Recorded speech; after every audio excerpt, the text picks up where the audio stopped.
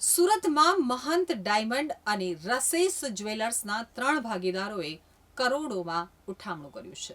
સુરતના કામરેજના ખોલવડ ખાતે અમૃત કુંજ રેસિડેન્સમાં રહેતા અનિલ અરવિંદ હિરપરા કતારગામમાં ગજેરા સર્કલ પાસે લક્ષ્મી ડાયમંડમાં વેલફેર ઓફિસર છે.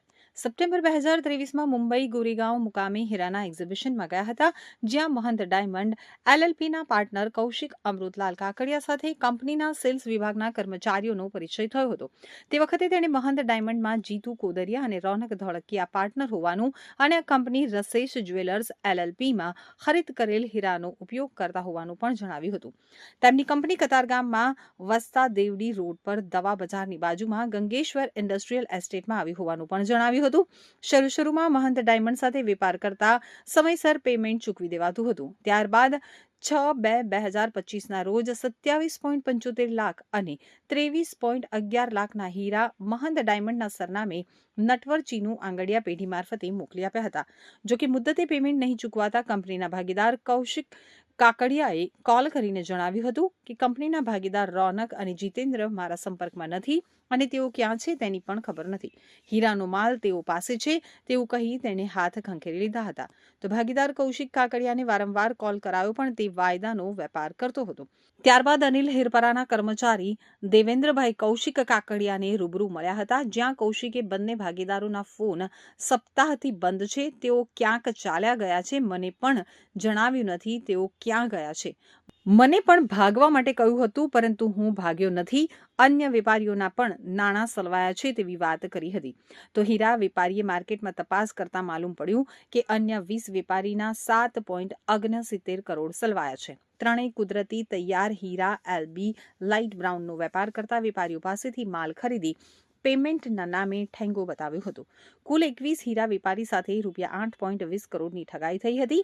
અનિલ હિરપરાએ ફરિયાદ આપતા ક્રાઇમ બ્રાન્ચે જીતેન્દ્ર ધનજી કસોદરિયા, રોનક રાજેશ ધોળિયા અને કૌશિક અમૃત કાકડિયા સામે ગુનો નોંધ્યો હતો. વધુ તપાસ ઇકોસેલ ચલાવી રહ્યા છે.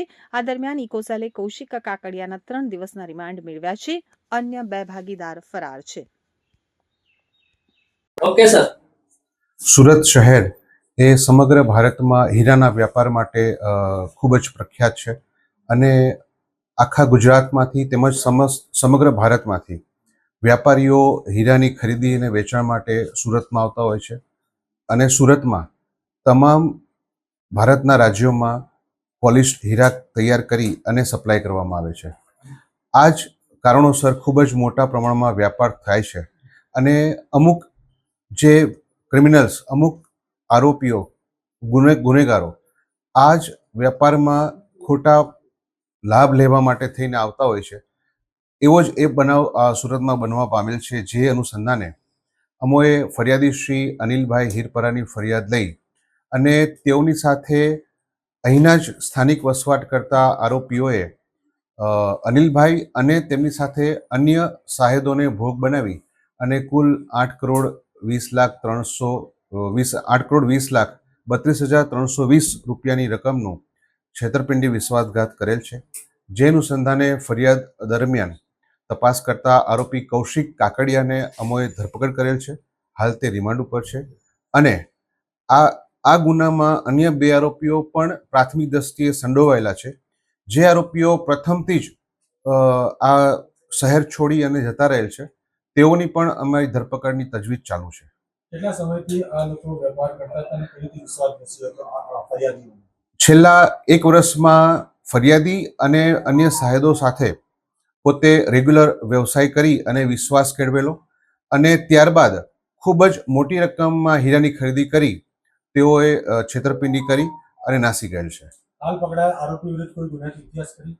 હાલ પકડાયેલા આરોપીનો હાલના તબક્કે પ્રથમ ગુનો નોંધવાનું જણાયેલ છે.